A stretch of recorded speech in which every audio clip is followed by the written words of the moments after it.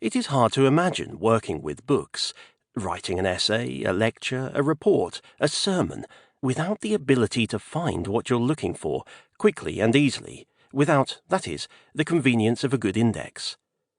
This convenience, of course, is not confined to people who write for a living. It spills over into other disciplines, into everyday life, and some of the earliest indexes appear in legal statutes, medical texts, recipe books. The humble back-of-book index is one of those inventions that are so successful, so integrated into our daily practices, that they can often become invisible. But like any piece of technology, the index has its history, one that, for nearly 800 years, was intimately entwined with a particular form of the book, the codex. The sheaf of pages, folded and bound together at the spine. Now, however, it has entered the digital era as the key technology underpinning our online reading. The very first web page, after all, was a subject index. As for the search engine, the port of embarkation for so much of our internet navigation, Google engineer Matt Cutts explains that the first thing to understand is that when you do a Google search, you aren't actually searching the web, you're searching Google's index of the web. Today, the index organizes our lives, and this book will chart its curious path from the monasteries and universities of Europe in the 13th century to the glass and steel HQs of Silicon Valley in the 21st. A history of the index is really a story about time and knowledge and the relationship between the two. It's the story of our accelerating need to access information at speed, and of a parallel need for the contents of books to be divisible, discrete, extractable units of knowledge. This is information science, and the index is a fundamental element of that discipline's architecture. But the evolution of the index also offers us a history of reading in microcosm. It is bound up with the rise of the universities and the arrival of printing, with Enlightenment philology and punch-card computing, the emergence of the page number and of the hashtag. It is more than simply a data structure.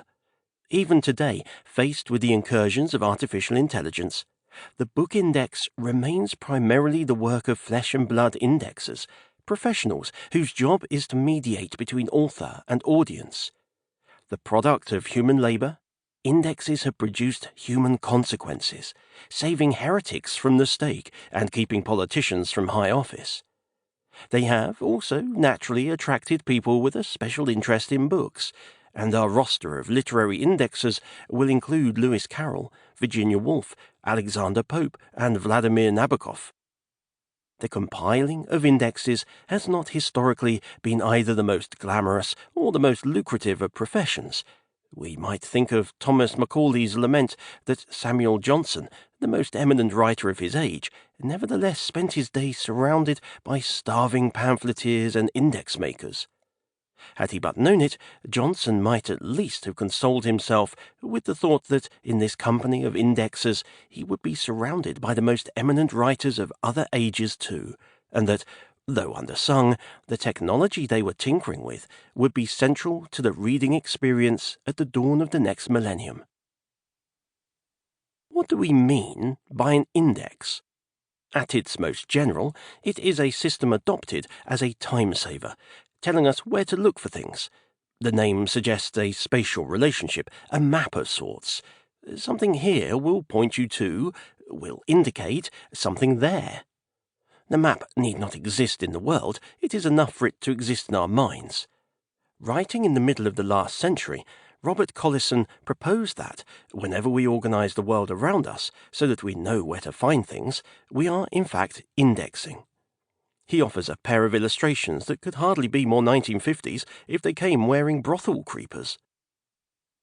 When a housewife makes a separate place for everything in the kitchen, she is in fact creating a living index, for not only she, but all her household will gradually get used to the system she has created, and be able to discover things for themselves. A man will get into the habit of always putting change in one pocket, keys in another, a cigarette case in a third, an elementary indexing habit which stands him in good stead when he checks up in his hurry to the station to see whether he has remembered his season ticket.